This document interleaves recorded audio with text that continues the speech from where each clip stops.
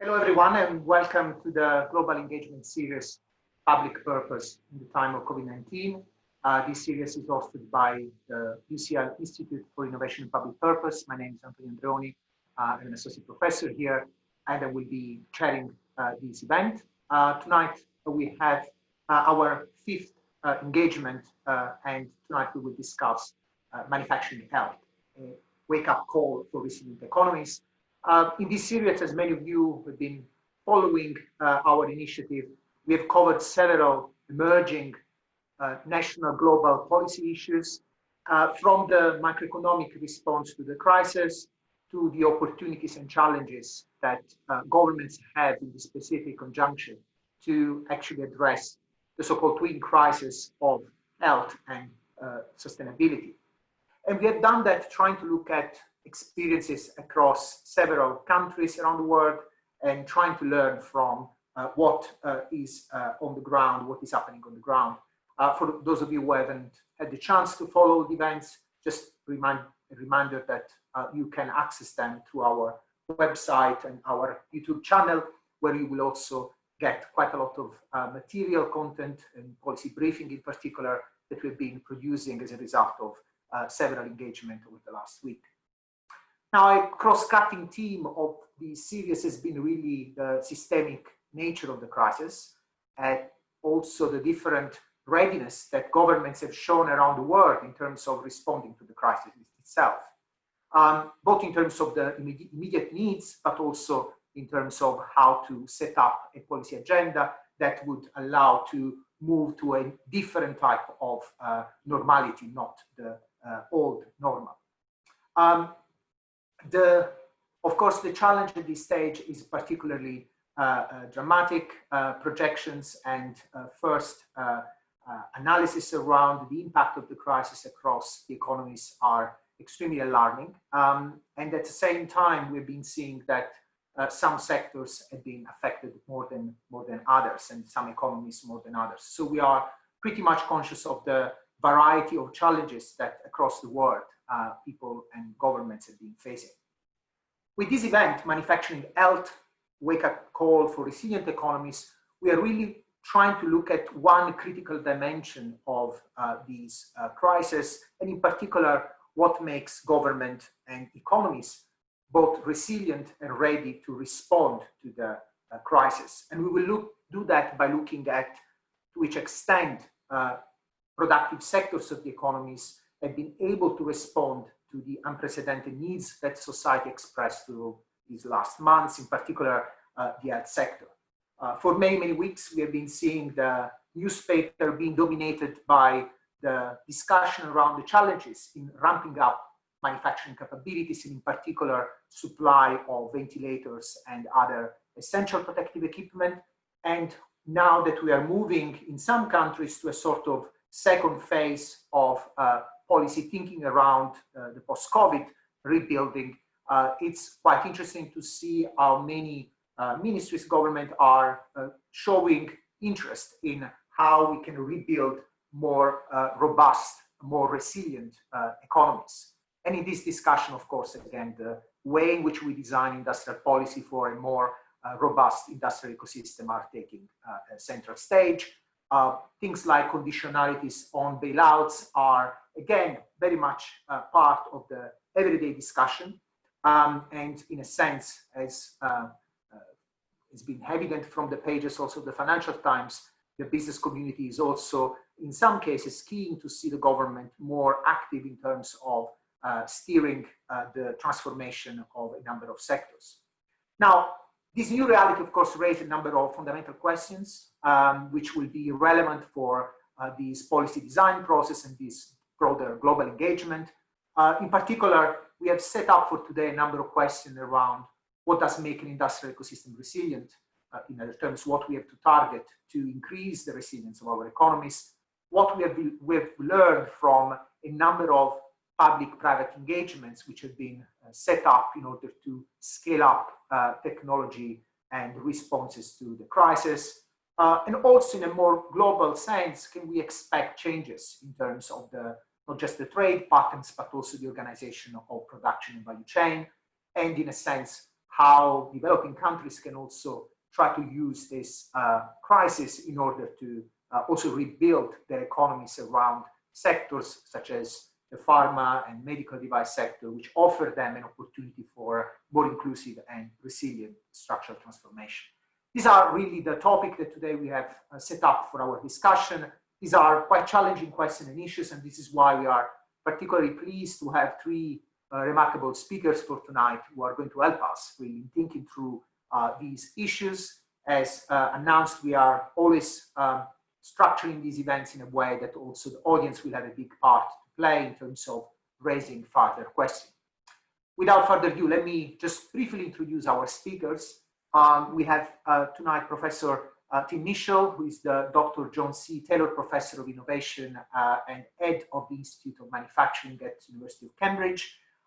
Tim has worked for many years on issues around innovation dynamics, open innovation, and as a business strategy, and also the impact that new technologies and particularly 3D printing are adding in terms of the restructuring of manufacturing industries and processes. And he's also been very much involved in a number of activities in the Cambridge cluster, which is, as you know, one of the major technology innovation clusters across Europe. Welcome, Tim, for this talk. The second speaker for tonight is Rebecca Shipley, Professor of Healthcare Engineering and Director of the Institute of Healthcare Engineering at University College London. Rebecca brings in not only an extremely important contribution to academia, but also in particular in the context of nerve engineering, but also she has been very much involved and played a central role in the UCL Ventura CPAP initiative. This was an initiative that we will learn more later has been very important in the UK context in terms of designing and ramping up technologies for patients who are will be in intensive care. Finally, very pleased to have also with us Cecilia Ugas Estrada from Vienna. Cecilia has been for several years involved as Director of Research in the United Nations Industrial Development Organization, and she's now playing an important role as Special Advisor to the Managing Director in this very important critical conjuncture. She has a long background of experience in international development and especially across Latin America, but also she worked with UNDP, and she's been also very much steering some of the work that UNIDO has been doing during the crisis to monitor, understand how emerging economies and developing countries have been affected by this unprecedented impact. So welcome to Cecilia, welcome to Rebecca and team, welcome to everyone tonight.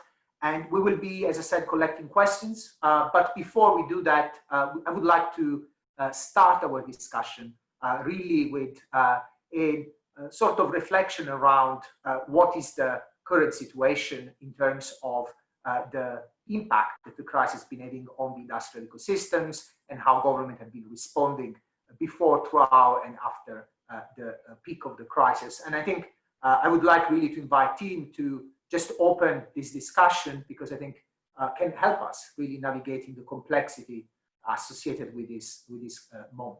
Tim, would you like to start?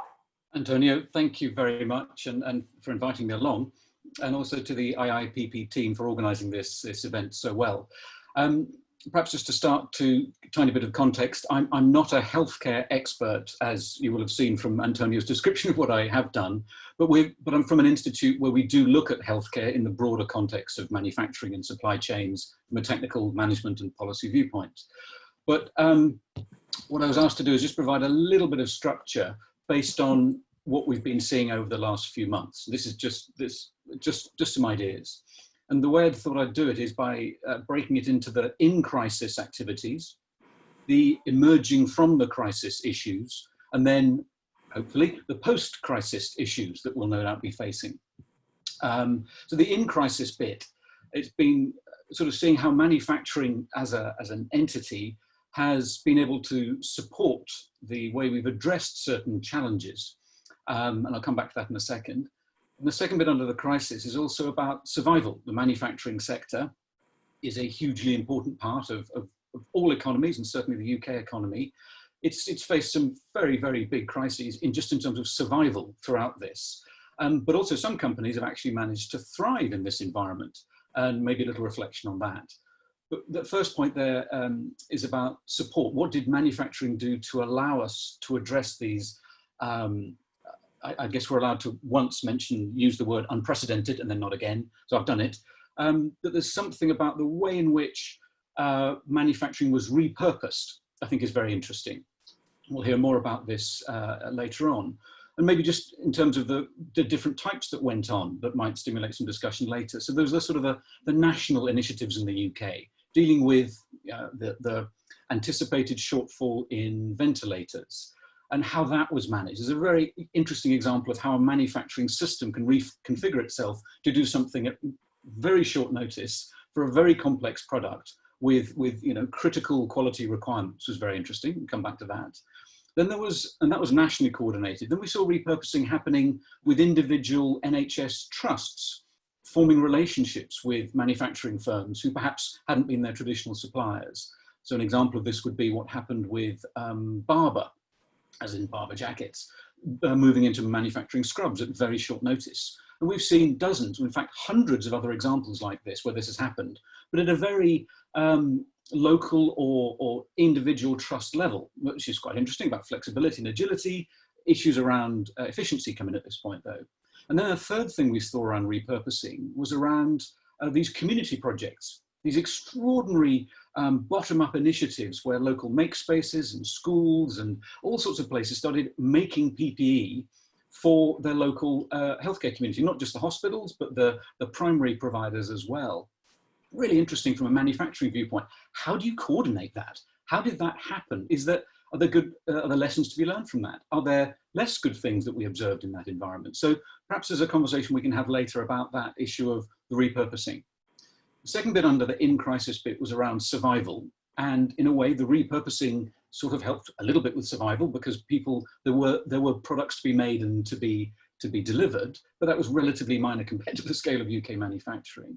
But then companies like Ocado, they're finding incredible demand for what they're doing, shooting up, and the way in which all the technologies that underpin a company like Ocado, it's really interesting. I mean, if you just happen to look at their share price, you can see something quite interesting at the moment. But again, this is just framing. That's the in-crisis bit. The next bit was around emerging from the crisis. And these labels that have been used around the world, I think Singapore talks about emerge stronger, and we talk sometimes here about build back better.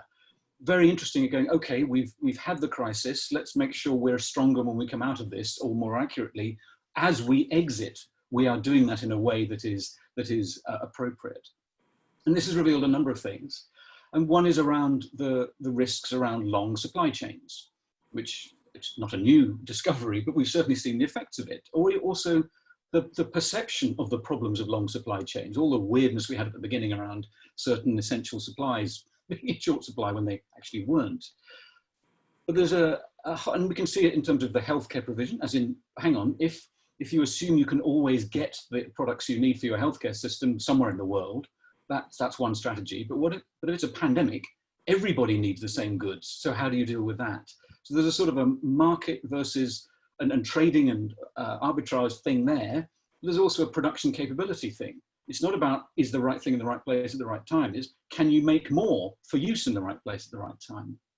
There are issues around food supply chains, and then there are sort of complex assembled product supply chains. Suddenly weaknesses appeared when if you can't ship goods around rapidly, what do you do then?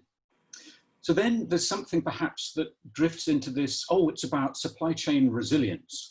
And sometimes it gets a bit sort of binary between just in time. Well, that's not good because there's no resilience in that. So therefore we should have stockpiling. You go, well, no, that's not good either. As if it were a single continuum and you just position the needle where you want it. So this point again about production capabilities to say, it's not just, is the stuff there or not? It's, can you make it when you need it, where you need it? And there's something quite interesting that came out of this, which is all the excitement again around sovereign capabilities and local manufacturing, which is getting a bit distorted with the whole reshoring discussion, which has got muddled up with the resilience conversation, which has got muddled up with all sorts of things we perhaps will come to later. But there is something perhaps about local flexibility And there's something about linking us back to industrial commons, perhaps we could come to later. So it's the in crisis, emerging from crisis, and then the final bit is the beyond crisis bit, where in the UK, we have an industrial strategy that set out certain things we were going to do based on certain needs. Those needs are still there. That hasn't changed, and the underpinnings, but the context has changed. So things like industrial digitalization, we see great things that could be happening now that could be accelerated as a result of what we've experienced. So we see what's happening with Made Smarter. We can reflect back on that later.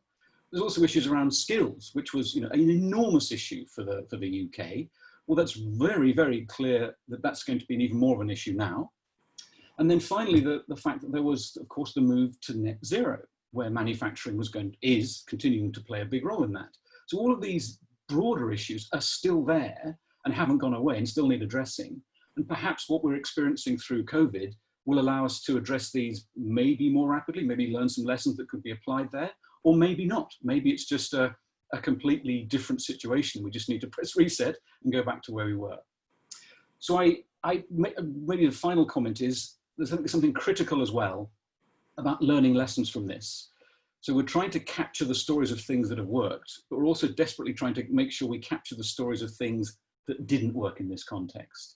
And there's a role for, I think, for us in academia to say, we have to document this. We have to make sure using the information is one thing, but it's difficult enough. But if we haven't captured the experience in all its detail, we have nothing to go on.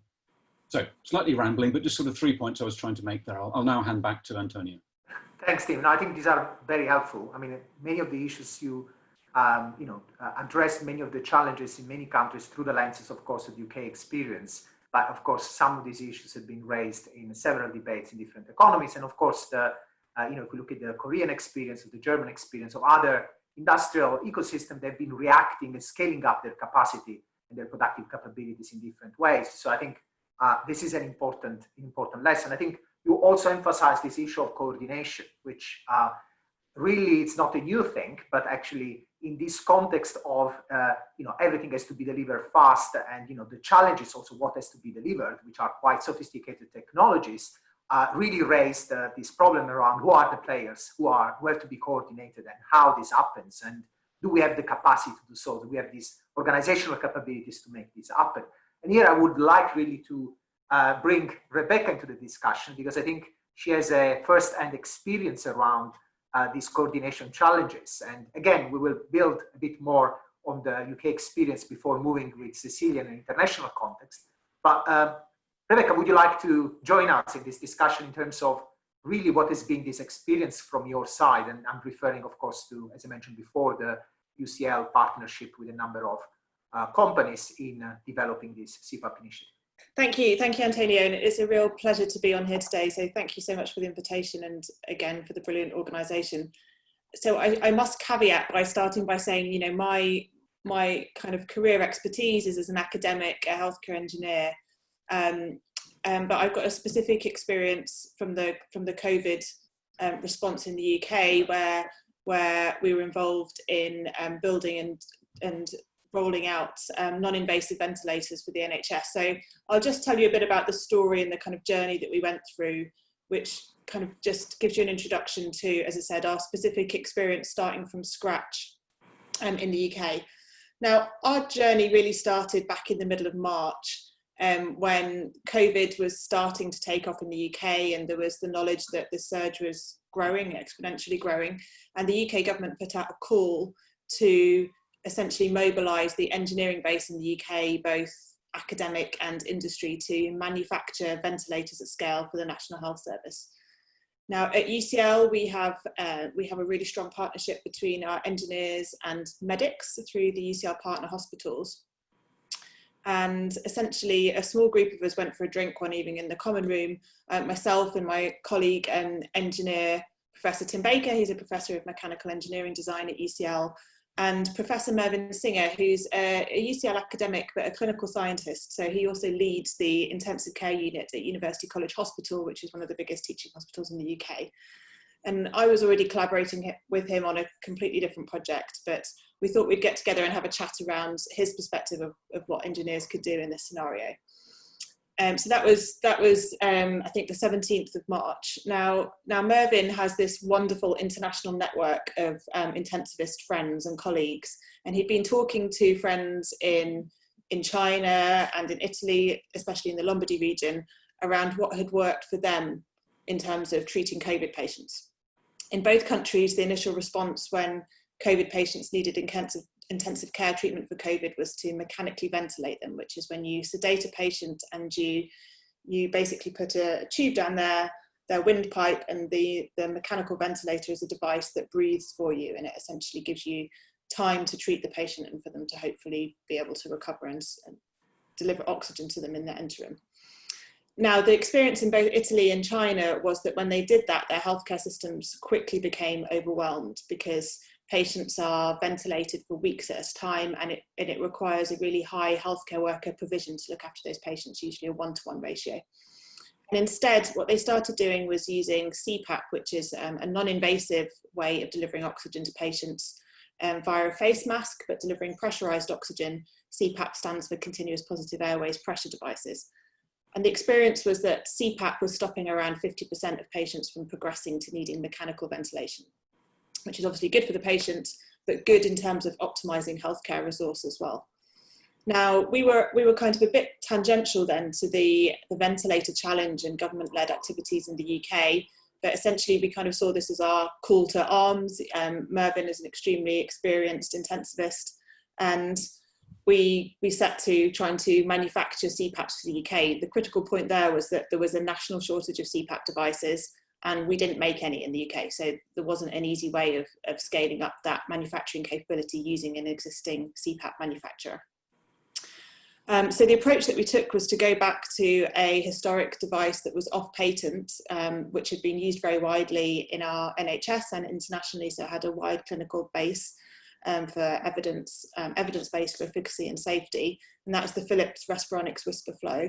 It's a purely mechanical device, which also meant that we had a hope of manufacturing it quickly, and also we had a hope of getting approvals from the regulator quickly because of this history of clinical usage. So at that point, we started thinking about what industries to partner with. Tim Baker is, he's a professor now at ECL, but his background is in the motorsports industry. So he used to work in the motorsports industry as a engine designer, for example. And the motorsports industry was paused because of COVID. So there was no more Formula One racing, for example. But they seemed like the perfect industry to partner with because of their expertise around precision manufacture and obviously at pace, you know, having to respond to really tight short-term deadlines. We reached out to Mercedes, HPP, High Performance Powertrains, who are the arm of Mercedes that build the Formula One engines for Lewis Hamilton, etc., and Andy Cowell, who's their managing director. And their response was amazing. So he basically responded by saying, do not hesitate to call on the full might of what we can do. And the next day there was a small team from Mercedes who turned up at UCL, and we basically started the engineering process. So we built the prototypes. We were testing them back in the hospital within 100 hours and hadn't submitted them for regulatory approval. We got regulatory approval from the MHRA in 10 days. At that point, we were liaising with government and the Department of Health and Social Care, who, after a lot of discussion, which was interesting because obviously this was potentially a different strategy to the main government endorsed strategy around the ventilator challenge. They put in an order for 10,000 devices, and Mercedes were able to manufacture them at a maximum rate of 1,200 per day. So we delivered those by the 15th of April, in the timescale that was needed for the surge. And it's worth mentioning there really that there wasn't just the CPAP, there were other components to the system. So there was the CPAP device, there was breathing circuits which connect that to the patient, and there are oxygen analyzers. Now, the same challenges existed with each of those components. Breathing circuits we got from an international supplier, but the international supply chains were under extreme strain. All countries were trying to buy up these breathing circuits. And the oxygen analyzers, again, the UK doesn't manufacture them. The main manufacturer is in the US and wouldn't export. So there again, we reached out to the motorsport industry and developed oxygen analyzers with a company called Life Racing Medical, who usually makes sensors for the motorsport industry. So in the end, these devices were then distributed through the NHS.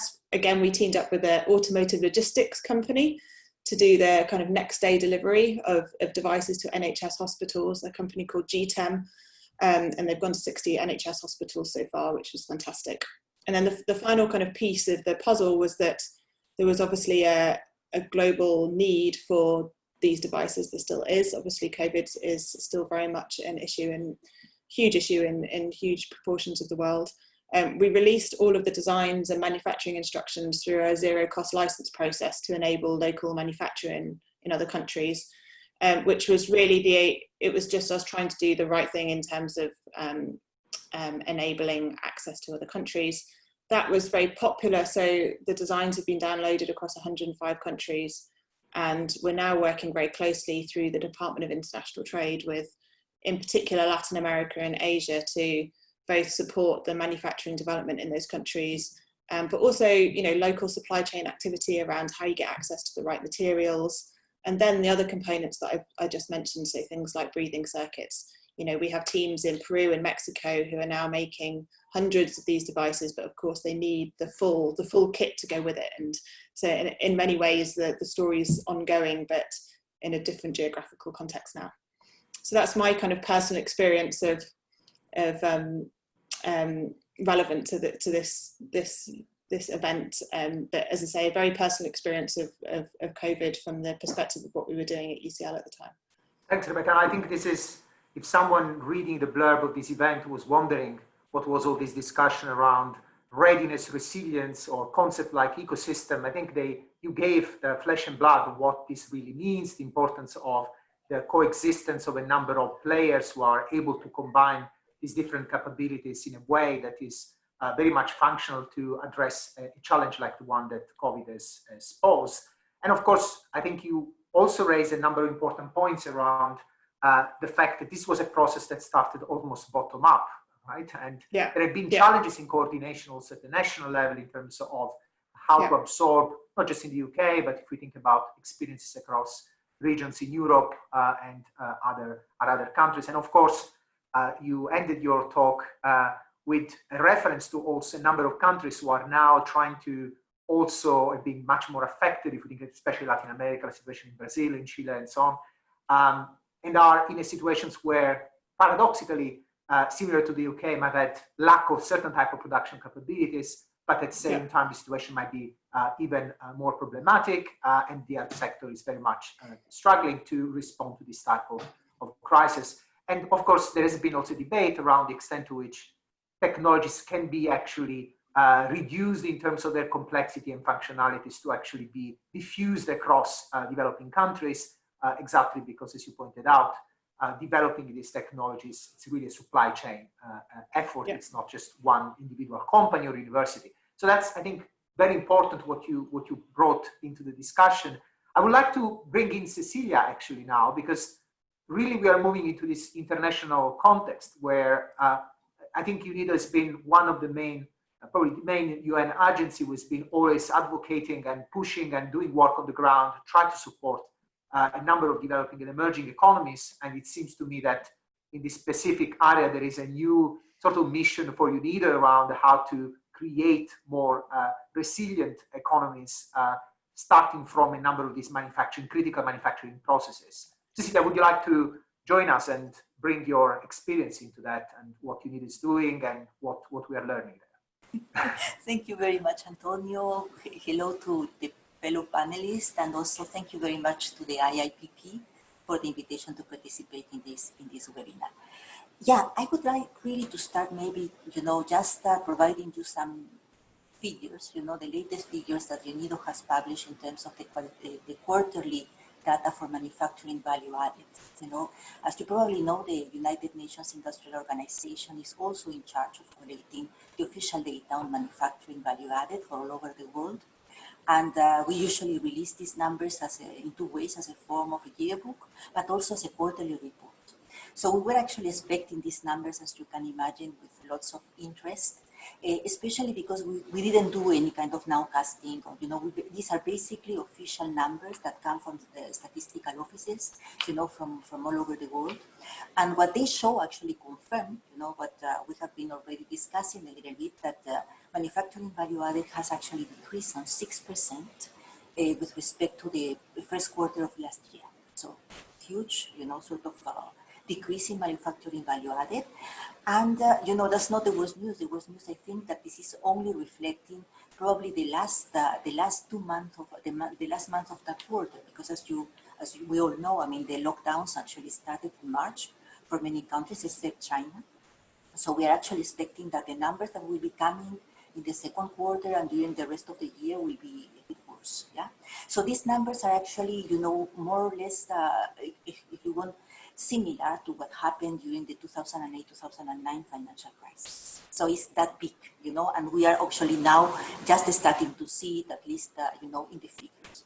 So this is also to say that, manufacturing, as you are aware, has also been not doing very well, really, in recent years. We knew that the trends in manufacturing value added were also stable, a bit declining, in the past 2 years. So this crisis really happened with against a background of kind of, not very encouraging developments, at least at the level of industry and manufacturing in particular.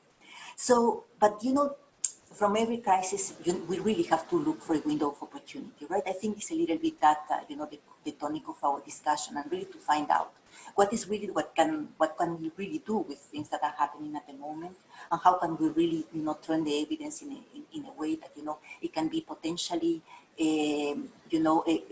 conductive to a kind of, recovery at the industrial level, and in particular for developing countries. So the question there, I think, is whether the health sector can really become an engine, for industrialization. I think this was one of the questions that you were raising at the beginning of your, of the presentation of the seminar. And I think there are few elements in the health sector that is probably worth recalling. Health sector is an important part of economic demand, if you want, because the health sector is big in many countries, both in terms of employees. We have medical and non-medical personnel that is attached to the health sector, so that represents a large number of employees, and also you have wages around, so this really can increase demand. So the health sector constitutes an important element to spur demand, if you want, in any country. The other important factor is also that comes through government expenditure. In many countries, there is a kind of centralized mechanism also to supply pharmaceuticals or medical devices. So the government becomes really a big, let's say, a buyer for these inputs, and it spends money. So you have their government expenditure. That's also a big component for economic demand that then can really be helpful for economic growth. But the other point that I think is very important is that the health sector is an innovation and a technology advanced sector. And I think, this is very important because, once the countries commit to start, to engage in the production of medical supplies or pharmaceuticals, they start also at the same time developing some kind of skills that make them prone to deal with new technologies. And this is, probably part of a discussion that we can have in the next stage about, the fourth industrial revolution, how the things are evolving, how developing countries are faring. And in particular, these kind of highly sophisticated sectors can also produce very important positive linkages with the rest of the economy. In particular, if you are not importing, all the devices, but you are also producing them locally. Another aspect that is interesting in the health sector is that it can also become a very important export sector. If you really develop your niche production in some particular medical devices, you can really become an exporter. And that actually releases your balance of payment constraints that are so kind of known, in developing countries. So, and and one of the things that I usually say at the end, but it's not at the end, is actually, the health sector also cares for having the well-being of the population, right? So this is also very conducive for having economic growth. I mean, the better the status, the health status of your population, the better the economy is supposed to function. So, so the main idea is to say whether, with these characteristics, the health sector can in fact become an engine for industrial growth and yet economic growth. And what we can see really is that there is indeed, some hints and some countries that have been already, been preoccupied, let's say, for developing the health sector in a particularly coordinated and visionary way. And this has some also, at least, a priori, some positive correlation with the way that they are faring, the COVID-19 impacts. And I wanted to refer in particular to two countries, if I have time, or I can develop them maybe a bit later. One case is the case of Ethiopia, that UNIDO actually follows very, very carefully, because it's one of the countries that has, one of our kind of flagship programs, the country for I don't remember the name of the program, but Ethiopia is one of the countries that has a very, interesting approach to our technical cooperation. And the other country is Costa Rica. So amidst, all the, bad news that we recently received from the South, and in particular from Latin America, in the way that the pandemic is evolving, Costa Rica seems to be faring quite well. And this can also be related to the way they have been actually investing in the production of some kind of medical technical equipment, and the way they have been also treating the health sector for many years, investing in health, having universal access to healthcare, and so on and so forth. And then basically, just to refer very quickly to what UNIDO does, of course, when we received this, news that we had to go into lockdown, one of the main concerns from, the top management of the organization is to say, wow, this is really the time that even if we are locked down, we have to definitely keep our programs going. We have to be really there in the first line of trying to help our member states in order to fare with this storm that we don't know really how it's taking us. And, as a matter of fact, our technical cooperation has fared quite well. We have experienced a very minor, decrease in terms of what we were expecting to be our delivery with respect to last year. But in particular, we have, of course, focused a bit, as Tim was mentioning, on trying to help some countries to retool the manufacturing sector. How do you go from producing textiles to producing, personal protection equipment, for instance, these kind of things. The other things that we've been focusing on is also on how to treat medical waste that is coming from COVID-19. And this is also from the experience of a program that UNIDO had in prior to COVID, but now we find that we have some expertise in order to help countries to deal with, this kind of waste, medical waste, and of course, everything that is related to quality infrastructure. Because of course, quality infrastructure, all the institutions that are around in the country in order to be able to enable the country to get better standards and quality are very, very important now, as you may, even if we engage in retooling, for instance, how do you really ensure that the new materials that are being produced are up to standards? And this kind of discussion is the discussion we're having at the level of technical cooperation at the moment, UNIDO and our partners.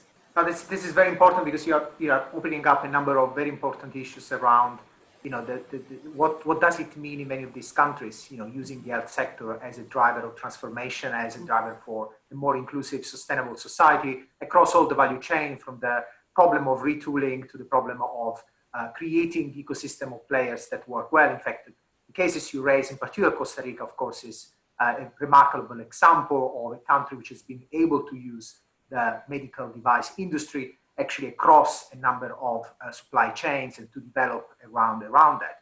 And I would like to use that point to go back to Tim, and also to remind our audience that we will start now bringing in also some of the questions that come from the audience. Of course, many of the examples, both what Rebecca described and what Cecilia mentioned, very much echo what you said in the very beginning around, what are these industrial commons? What are these, which goes back to the core of the issue of what makes economies resilient, right? And I would like to, if you could elaborate more on that, looking at, of course, the UK experience, but more broadly about, how critical it is for innovation and for the diffusion absorption of these technologies to build around this. And of course, the Cambridge experience is also very relevant in this respect. So I've colleagues who are much better able to speak on these subjects than me. I'm thinking in particular of Owen O'Sullivan and Carlos Lopez Gomez and others. But perhaps just a quick thought on this, based on two perspectives. One is our experience of working with our local and regional healthcare systems to kind of see what it feels like, to echoing very much what Rebecca was saying, that what might appear really nice in theory on the ground gets a little more complicated and messy. And then this issue of the nature of the product about which we're talking. Is it something terribly simple? Sorry, I shouldn't say that. Relatively uncomplicated to assemble, such as a surgical mask, versus a CPAP machine or an invasive ventilator. And so when we talk about these manufacturing commons, it was interesting how the debate got very quickly muddled up in just, oh, there should be the ability to manufacture locally. Isn't that a good thing? And going, well, hang on, if we look at the different classes of medical product in the midst of a crisis, doing what you do around a ventilator, that's quite challenging. A CPAP machine, that's quite challenging. Making some plastic aprons, that's quite simple. So when we talk about commons and what might be needed to help us be more resilient, we need first to think about, what class of product are we talking about here? That's one thing. Then there's the stage of life cycle of the product. Are we talking about commons that would allow us to do new and exciting things with the outputs of R&D? Or are we talking about things that could be turned off and on to produce mature products as and when they're needed in response to a crisis or something else? So there's an innovation story and there's a generic resilience story as well. So those are just maybe two thoughts on that one. Right. Rebecca, I think you want to join here. I think it would be great to learn also challenges that you the nitty-gritty that Tim refers to in terms of when you try to make things on the ground, how things can really develop. Yeah, absolutely. And I just really wanted to follow on from what Tim was saying, really, that I think one of the things that we learned very on and that I think is absolutely pivotal is that you don't see any of these components in isolation. So, if we're making a CPAP device, you can't use a CPAP device unless you've got the breathing circuit connected to the patient or the oxygen analyzer. So unless you tackle all of those together, you're fundamentally going to have devices that sit in boxes. And then there's you extend that further, and all healthcare workers in the UK and WHO guidance for international use dictate that all healthcare workers should wear PPE if they're using a CPAP device or a ventilator. So again, when we're thinking about the work that we're doing internationally, encouraging local manufacture and working with local teams, again, we need to have that whole kind of, it's what I call the systems approach. And you need to think of all of those components and how you bring that all together across the piece. And I think in my experience, that was something that we kind of learned on the fly. But if I were doing it again, and I think, there's huge lessons at a national and international level here as well, these are the kind of lessons that we should be learning and planning ahead for as well. Thinking of future surges of COVID, for example. In the UK, we're very lucky now that we're at a point where COVID numbers have died down for now. We don't know what's coming. Hopefully we're done. Numbers will die off and tail to zero, and that would be the dream scenario. But the most pragmatic, I think, approach right now is to be planning ahead so that if we get to the autumn and there is a second surge and it aligns with the winter flu season, we've learned from our experience since March, and that we're primed and ready to go with this kind of systems level approach to the whole problem. And again, you could go further.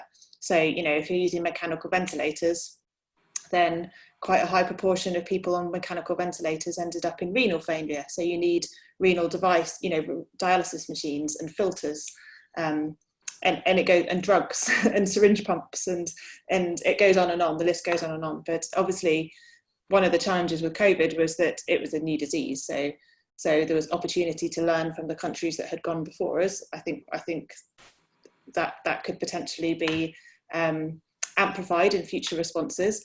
But we've now experienced it ourselves, and we're in a strong position to learn from that and hopefully be well prepared and more resilient for future waves of COVID and future pandemics. Rebecca, I would like to go back before going to Tim. Would you like to react to that? We have one question coming from the audience that actually I would like to address to everyone. But Tim, please. Oh, just a very quick comment. I don't know if you'd echo this, Rebecca, that over-focus perhaps on the technology and the device rather than the system and the problem it was trying to solve. Yeah. And if you saw this other issue that we got a bit inundated with people with great ideas for a new thing. Okay, this thing would solve that problem without understanding the clinical context, and then saying, okay, so it's not used in the UK. Oh, okay, well, it can be used in a low to middle income country. And you go, no, not acceptable. Yeah, no, it's still got to go through the same system perspective on this. The system will be different, but broadly it's the same. Is that fair?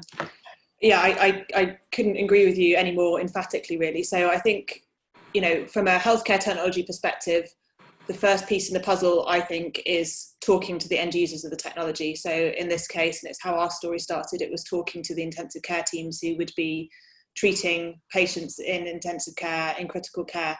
You know, what did they want? What was their experience of treating these kind of patients? So that defines the strategy in terms of the devices that you try and manufacture, but also how they're used. So one thing that was pivotal for us was that we could be back in the hospital testing the devices in the wards where they would be used with the clinicians. And we learnt, you know, it's hard to explain how much we learned from that process. And I think without that, as Tim was saying, there's a real risk that you end up engineering technologies that fix the wrong problem. They're not actually the problem that we need to fix.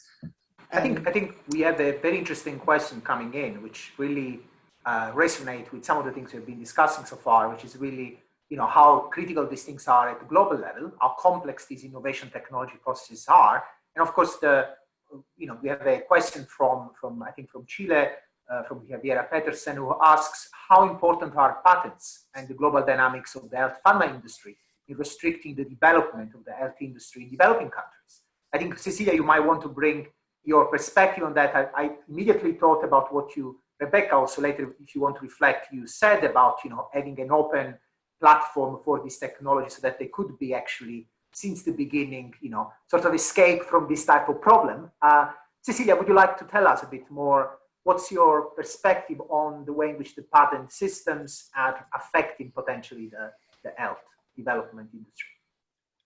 No, I guess that's a very important point that was raised. I think, of course, I mean, the patents are kind of a hindrance, if you want, in the whole, I mean, especially for the public good kind of, you know, aspect of the production of at least basic pharmaceuticals and vaccines. Yeah.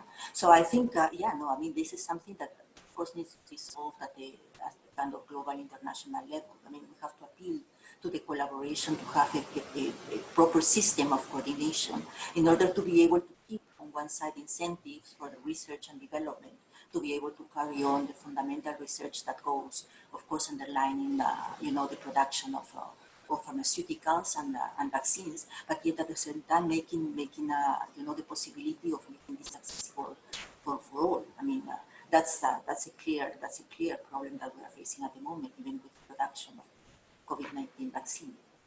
I mean, to a certain extent, you know, WTO regulations have some sort of provisions that sort of reduce some of the patent pressure on a number of pharma products and device products, but of course this remains an important elephant in the room in terms of, and I think broadly in terms of the SDG agenda, when we talk about greening, about sustainability, about, you know, changing energy technology mixes. There are lots of technologies that exist, but the diffusion of these technologies, if we want to be up to the goals that we are setting, has to be oriented in a different way.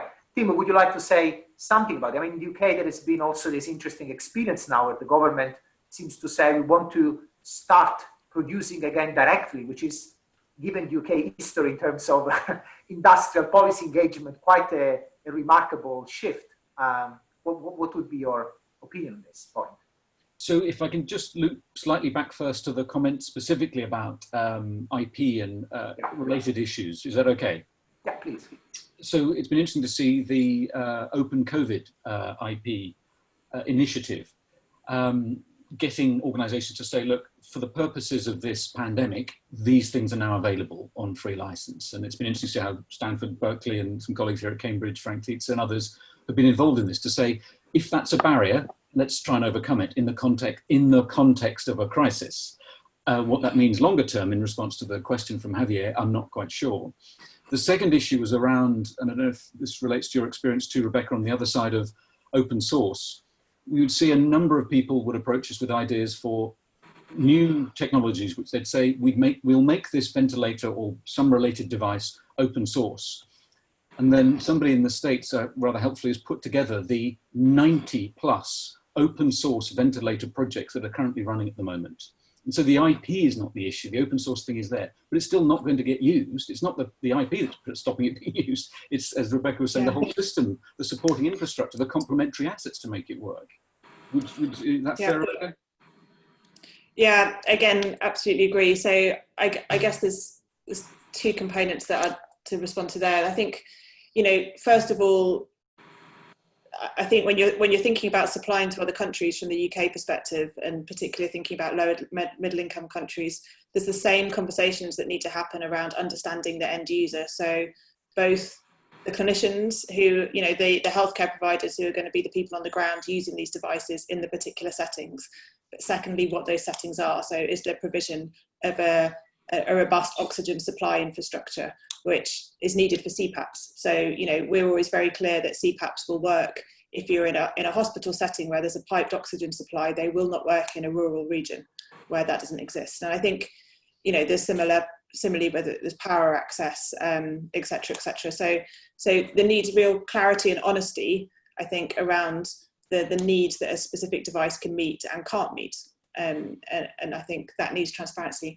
So on the open source piece, again, I can only really speak from experience, specifically with this project, because this was something that we just kind of did because it seemed like it felt like the appropriate response. But you know, we were getting quite a lot of interest internationally for the CPAP devices, and it felt like the right thing to do, just to completely release all the information about the designs and manufacturing processes. And when we did that, we did it at zero cost, but we set up a license and legal framework around it, which made the local in-country downloader, the owner of the license, the legal manufacturer in country, but also set up things like stopping other groups from making a profit from it. So the spirit of the kind of humanitarian approach had to persist. We also released literally every piece of information that we had. So all the specifications, all the clinical operating parameters. We released all of our healthy volunteer tests, all of our clinical tests, full specifications, full 3D CAD designs, how we did all the bench testing, what data you should get out of it, the full material specifications, tooling, time spent on each piece of the manufacturing line, et cetera, so that we were just being completely transparent. And, you know, that it's been a real learning experience. You know, they've been downloaded over 1,800 times, which is phenomenal, but quite overwhelming in terms of trying to provide the appropriate support and response then. We've set up technical and manufacturing kind of teams to answer questions. We've set up Facebook groups to connect groups together, and we've set up interactions through the government. So our Department of International Trade and DFID, for example, to provide local support in country around supply chains and materials and that kind of thing. But it's such a multifaceted and broad problem to tackle that I think, again, it just takes a very open-minded systems level approach. And again, transparency and honesty around the specific operating parameters of your device and what's needed to enable them to be useful in a particular setting, without I think the motivation to be doing it for a commercial purpose. So we're not making any profit. You know, we're not trying to get these devices out to other countries to make a profit. So I think that changes the rationale for which you're doing that sometimes. Oh, thanks. I think this really reminds me when visiting companies, people say, you know, the last thing we patent is the reason why we are successful, or, you know, the real capabilities in doing things is not what we patent. So to a certain extent, this reinforces the point that a number of developing countries are struggling, not just from the IP perspective, but more from the capacity that they have to industrialize this type of solution. This is one other question that we just received, as the COVID crisis brings back the question of the industrialization. And so the danger that countries face now in a situation of even premature industrialization, which means countries which were sort of expected to pick up in terms of their development, thinking about a number of especially countries across Africa and Latin America, and have not managed to do that. Cecilia, would you like to reflect on this on this question, given that this is very much at the core of what UNIDO does. Thank you, Antonio. And also, if I may make a comment, from the Sure. intervention of Rebecca and team. What I find it really fantastic is the way that cooperation is kind of, how you manage really to articulate so many actors. I mean, this really reveals that there is a very strong, I would say, a tissue of, sort of institutional tissue. Because, I mean, this is something that, from what I hear, I mean, even I must confess some of the, of the details that just simply skip my mind. I simply don't understand. But I really can sort of see that, the number of actors that really have cooperated in this project is huge, and it's also being done in a very record time. I mean, how long did it take really to be able to have, the whole process of, production of these tools? I mean, I really think it's it's a remarkable story, and reveals, I think, somehow that, collaboration is not something that you can provide. I mean, my sense could be that, you have other instances, maybe not as, if I may say, as dramatic as this one, right? By which you have been already having, an active network of people cooperating, exchanging ideas that at some point actually came to, at this point in time, really helped in order to be able to build up, this lives. Really, congratulations. I mean, really, I find it really fantastic. Yeah, I think this indirectly addressed the problem. If you have a country which has been reindustrializing dramatically and these players are not there, you cannot create that relationship and this system in place. Antonio, maybe if I can also add something in terms of the industrialization, I cannot pronounce it. There's a very interesting article that was recently published by Professor Aguillon from Collège de France. You may have seen it, comparing the experience of France and Germany. And why is it that in France, the numbers are what they are, and they have so many problems in terms of supplies of medical tools and testing, and his answer to this is just deindustrialization. They really find they've been doing his colleagues have been doing some kind of measurement how were in terms of medical supplies and local production, both Germany and France at the beginning of the 2000s. They were more or less the same, in terms of let's say the trade balance, the export and versus imports of medical supplies was very similar. But then, France over the years became a net importer. And this is one of the things that, the Professor Anguillon and colleagues are arguing, that, there is, first of all, that they more or less lost the capabilities of, producing and doing the things at home, let's say. But also what they were actually pointing out to something very interesting is that apparently in Germany, the global value chains that are related to medical equipment are not global, are local. So they basically sort of have a very, very big, network of small and medium-sized enterprises that provide the local market and sort of help, in these cases to have, probably the equipments more at hand. And I think also this is related to something that Tim mentioned. I think we have a problem altogether with this idea of non-stock policy. If you think about when we are talking about health sector and health efficiency, which is something that we could debate as well, all over the world is like, we don't keep stocks simply because this is not cost effective, it's not efficient, you don't have where to store them. But as a matter of fact now, what we see is that, if you don't have the stocks, you really can run into lots of problems, especially if you don't have, as in the case of the UK, the capabilities and the technical abilities to be able to retool and do something that can eventually work and be supplied directly to your national health. That's a very important reminder about that. I mean, you started mentioning also about issues around policy, and what we try to do in this discussion is always to try to have a moment where we say, okay, there are lots of negative stories, positive stories, but what are we going to think in terms of policy, and probably the third point that Tim mentioned at the very beginning around how to set up pathways towards a more resilient set of economies. Here there is a first question which I would like to raise from the audience, from Julius Guagua, which is really much looking at some of the themes that are very important in also what IPP does in terms of understanding public value, understanding ideas of risk-reward, understanding the way in which, as I think your examples all show, value in this sector is created as a collective process. It's not a private sector or public sector. It's really the symbiotic relationship between these players that delivers that type of value. So the question here is, de-risking is a key part of developing and sustaining manufacturing capabilities.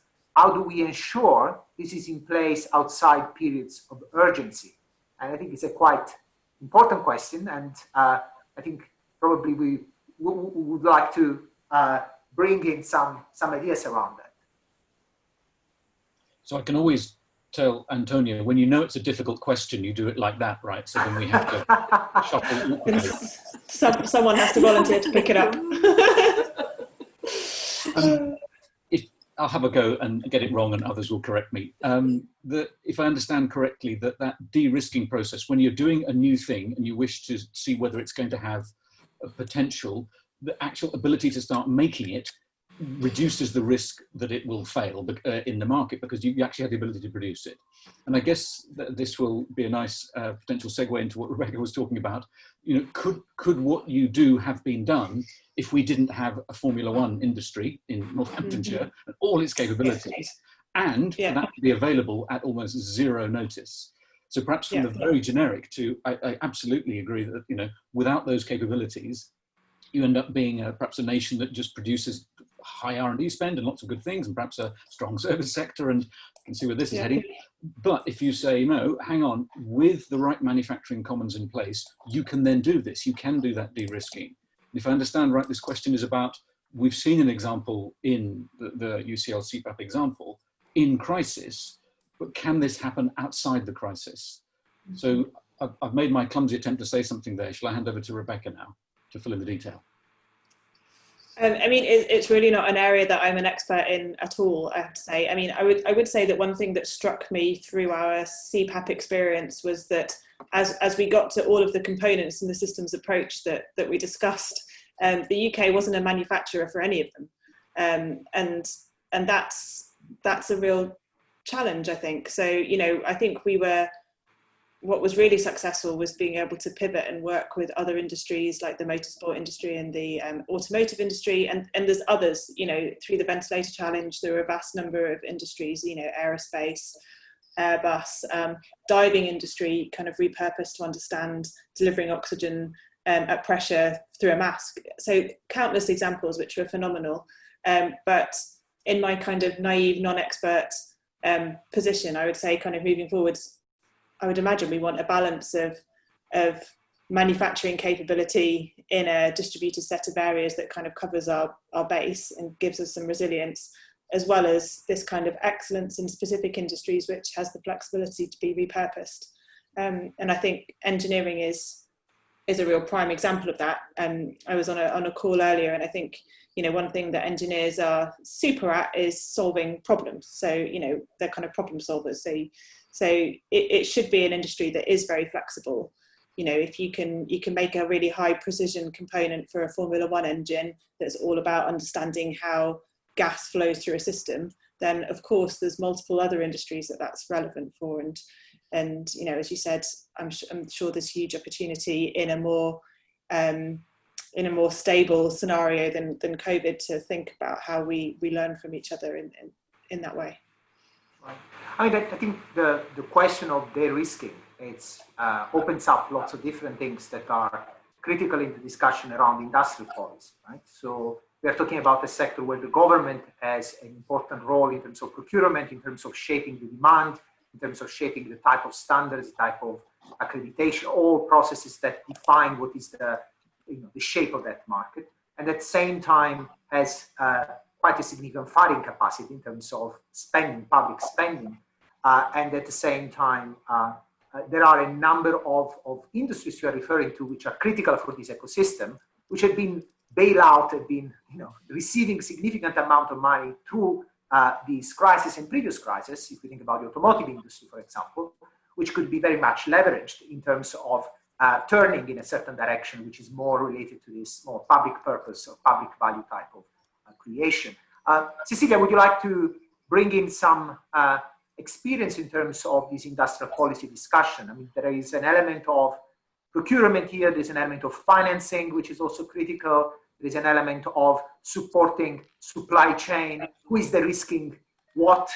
It's not the case. I mean, I think some of the recent literature on this issue forget that actually for 30, 40 years, we've been studying the way in which certain ecosystems are more reliable and resilient than others, right? If we think about, the Boston area or some regions across Europe, we've been very successful in this. There's always been a mix of industrial policy and institution building alongside private sector involvement.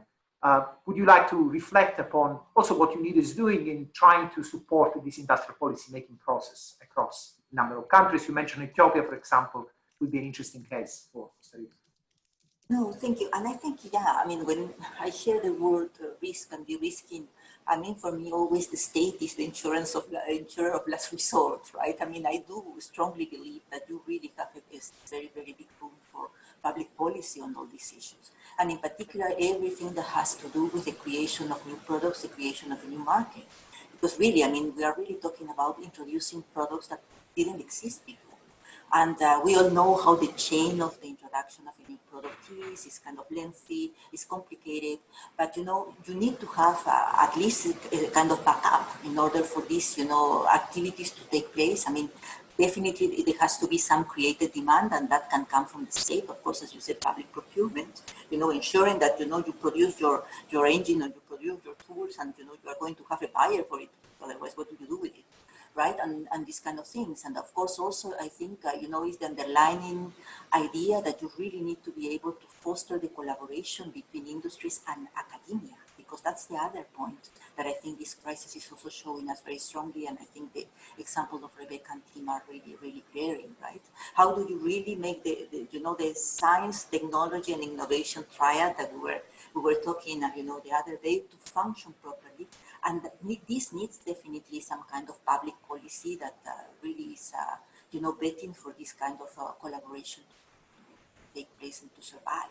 So through funding, I mean, being clear, money, and this is also a problem that we really see at the moment with developing countries in particular trying to come out from this pandemic.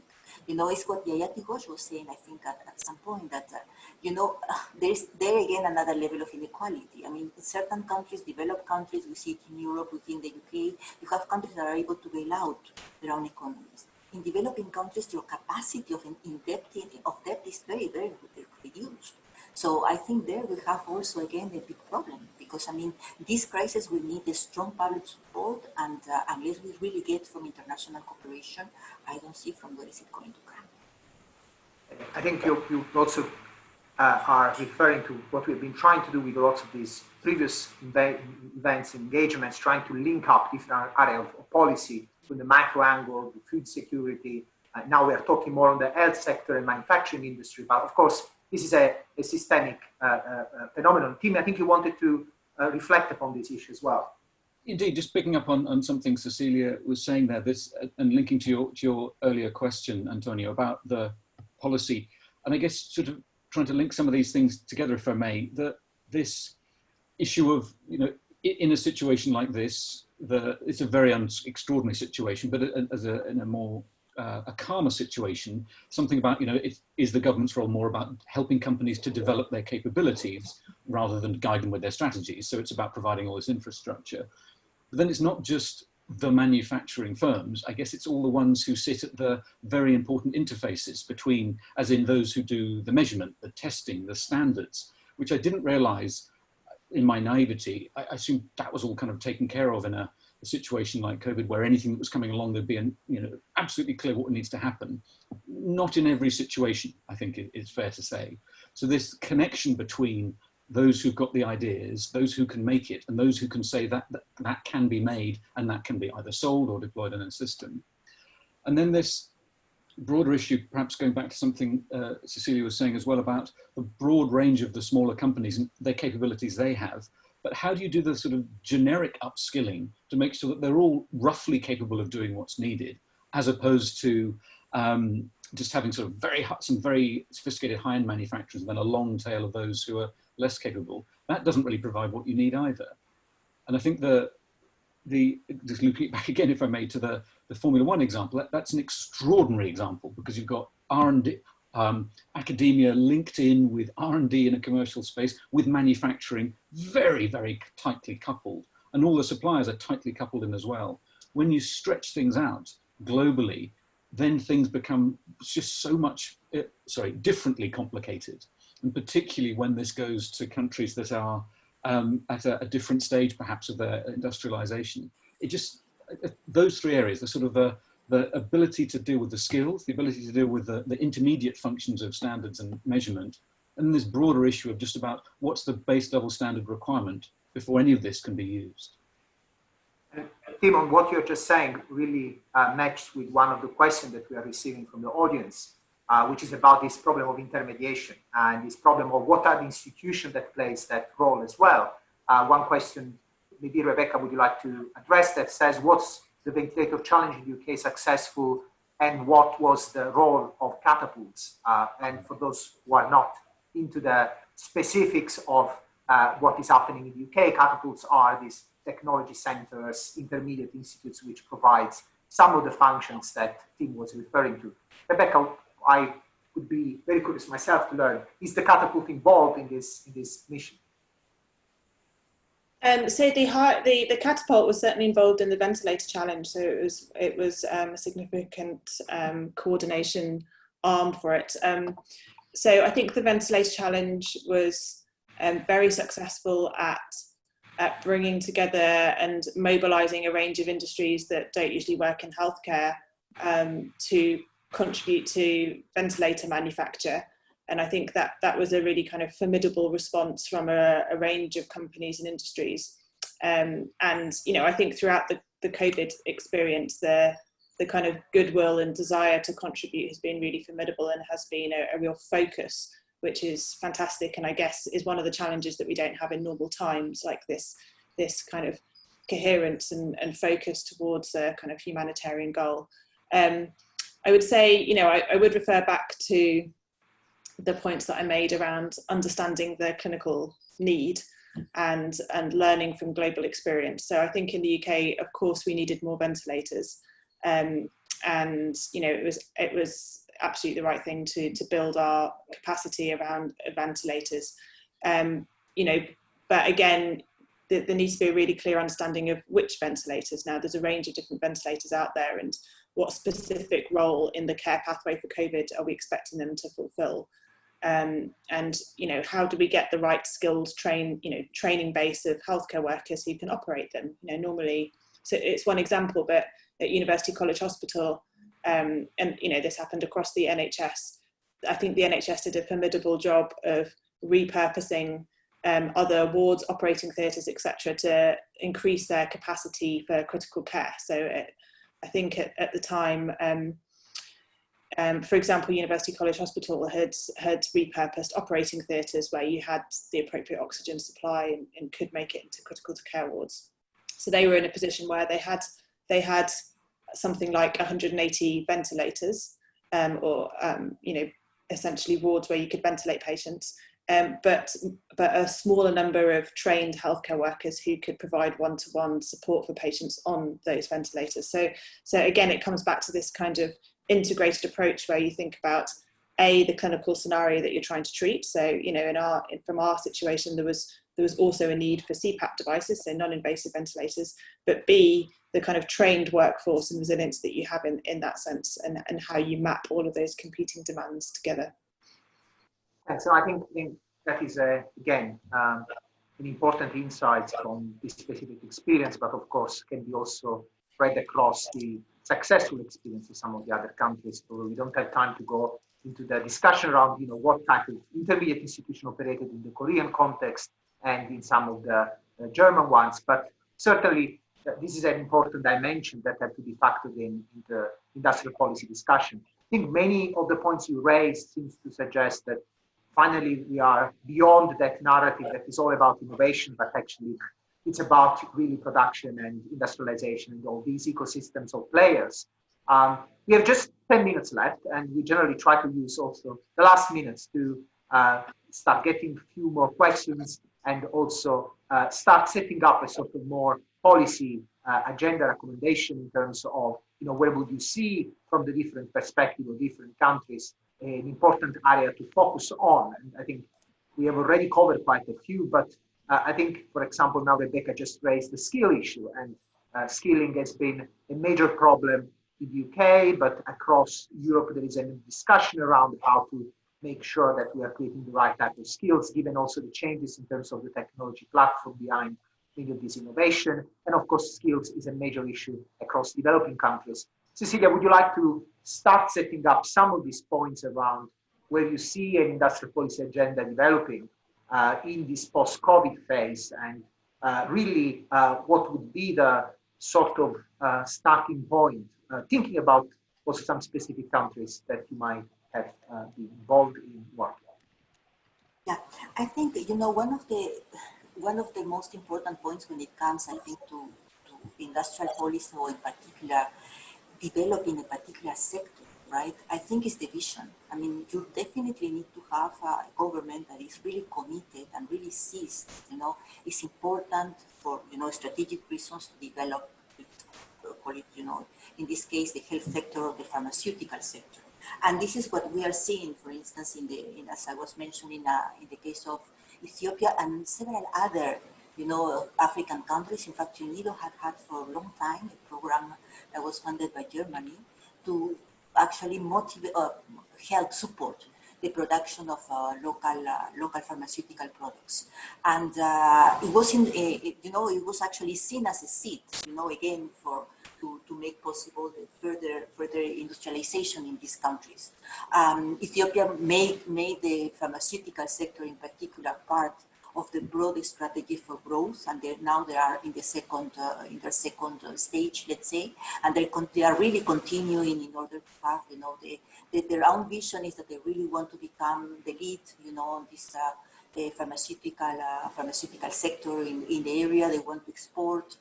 And of course, they want to have, you know, universal access to, you know, to health services and medicines. And it's actually proven also by the literature that when you engage in local production of pharmaceuticals, it is much easier to get access for everybody in the country for these essential goods. So for me, one important thing is vision. You know, we cannot replace the vision. I mean, that is very, very important. Of course, the other thing, you know, it comes in a more, I would say, more technical way. You know, we have to explore a little bit what is the overall business, if you want, quote unquote, although I don't really like that word, you know, to see, you know, what are the actual real constraints that you have to develop this industry. So this goes with a kind of process of diagnostic to see, you know, what are the bottlenecks, is it financing, is it skills, is it technical? And, you know, I think in terms of skills, of course, because this sector is very, very highly technical, we know that it's in short supply in developing countries, and in particular, it has a very important aspect of gender aspect that we probably don't have the possibility to touch upon now, but it's important to know also that, you know, when countries, you know, when the industrial sector becomes more sophisticated, you know, demands less, you know, women as employees, because there is a clear issue of lack of skills that, you know, affects women, you know, with respect to men. And you know, I think, I think, for instance, if you see in the case of Costa Rica, I want just to round out, you know, the examples. Costa Rica was a country that really in 1990 decided that they wanted to develop with foreign direct investment, you know, very, very loyal to this, you know, idea that this is globalization and we need to have, but they were actually able to manage it in a proper way. One thing that has Costa Rica and probably many Latin American countries don't have is, of course, a higher level of education. So, you know, the labor was already, you know, more easily, you know, ready to engage into these high-tech sectors, because Costa Rica actually chose, in particular, you know, the production of components, of technical components, but also of medical equipment. So that make a kind of more easier ground in order to be able to have this kind of industries flourishing. And I think, you know, this is, you know, it's been really lots of determination. And at the end of the day, also what it really shows the importance of having well-trained managers, because even if they were actually dealing with transnational corporations, at the end of the day, most of the managers of the companies were also local. So, you know, it's a very, very interesting story on how you can really sort of develop and you can really master, you know, a little bit the behavior of enterprises, foreign enterprises in particular, when you really want them to work for for your sector in a positive. I think the Costa Rica case, I think we have some reports from NIDO have been also highlighting some of the way in which this has been also developing in terms of now the digitalization agenda and the transformation and diversification of the economy in that respect. So that is really part of that industrial policy package of intervention. Tim, I would like to ask you if you have some reflection on that, and I would like also to raise one last question that comes from the audience, which is about how do you see, or if you see any unintended negative consequences coming out from this intervention or these attempts to address the COVID challenges. So in other terms, if I understand the question from the audience, in trying to do the good of rebuilding these capacities and so on, and addressing the immediate needs and medium long-term needs, could be any unintended consequences out of that process? So I'm conscious of time, so I'll be very brief. I guess one initial thought on this is things like having a staggeringly positive response from the manufacturing community writ large across, I think of just the UK, but also elsewhere. How effectively people responded, how communities came together, how different networks came together, different sectors came together, absolutely brilliant. I guess if there is a risk to this, it is a feeling that, oh, well, perhaps we don't need to do anything from a policy perspective, because when there's another crisis, it'll all just be sorted out again, because we'll have the heroic all hands to the pumps approach. And I think, I don't know, perhaps there's a risk of that. And this maybe echoes something, there's a book someone recommended to me, Corelli Barnett, The Audit of War, looking at the UK's infrastructure leading up to and following the Second World War. The risk is if you just think, oh, it's okay, when a crisis comes, we'll just deal with it and we can be brilliant at that. It's not a substitute for a bit of planning and a bit of organisation. That's a slightly flippant comment, but I think if there is a risk of an unintended consequence, it might be that we go, it's okay. We'll be able to respond to something like this in the future, rather than addressing the root cause of the problems, such as Cecilia says, skills, and saying, we don't have the skilled people there, next time round, we might not be able to do this. Just a thought, not based on any evidence. And of course, this is a problem of creating a sort of path dependence, right? So closing opportunities for future development in areas that in the next crisis might appear as critical, and we are still not factoring into our way of thinking about the industrial policy-making process. Rebecca, we are very much at the end of the discussion. I would like to ask you to, reflect as a scientist mainly, but to reflect on this issue of what would be the type of key ingredient that you would add based on your experience in this sort of more systematic way of thinking about building a more resilient economy. So I think from my experience and perspective, the kind of lessons learned are reaching out globally, so that we need to partner globally and learn from experiences globally and act globally, and I think that has to come at the government level and at key kind of leadership levels in the NHS and industry, and there's always potential to do that more. I think one of the key reasons why we were able to make progress in our specific example of the CPAPs was that we had a team that brought together all of the aspects. So we had the clinical input, we had the engineering, and we had the manufacturing, and we had the regulatory experience. And I think, in many ways, we were just lucky that we were able to pull together the right team and move forwards. There's a huge element of luck in that. But I think, in terms of how you do that in future, it is supporting these kind of approaches that bring together different perspectives. So, the kind of approach where people work in silos in specific industries, approaches from the social sciences, you can think much more broadly around how technologies are used, human technology interactions. And I think we need a much kind of broader view on technology development and response to be able to kind of replicate some of these activities and take them further in the future.